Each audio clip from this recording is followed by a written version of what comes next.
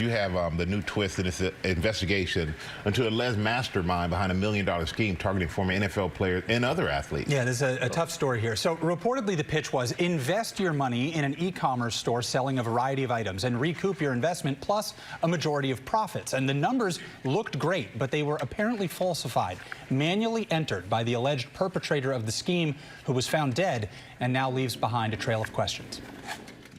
This morning, authorities are investigating the death of Mohamed Coulibaly, the alleged scammer accused of targeting multiple former NFL players with a fake e-commerce scheme.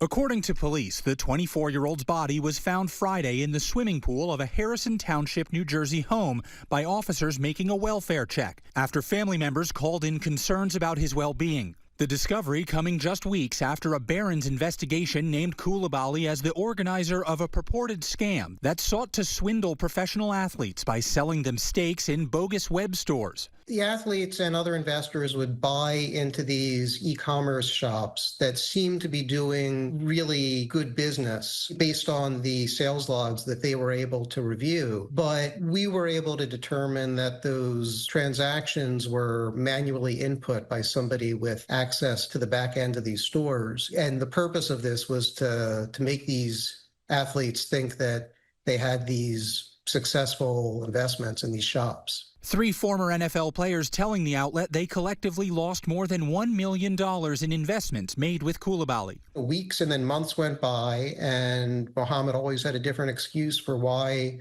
he wasn't paying them. And finally, they just realized they were potentially being scammed. Former New York Giants linebacker Tay Crowder says he became a victim after connecting with Coulibaly through a friend. It was just every day talking about different investments and different things we could possibly get into. I saw him hanging out with a bunch of different guys that I knew, which, made me feel comfortable. Crowder invested all of his savings, totaling $500,000 in one of Coulibaly's web stores. I would log into the store all the time and just see, how it would work and what was going on. I feel like the more I told him about that, as many times I kept logging in, the numbers started going up. But his promised payout never came. I don't want anybody else to get involved in anything like this, and whoever has got involved, I just want to come together and make it right.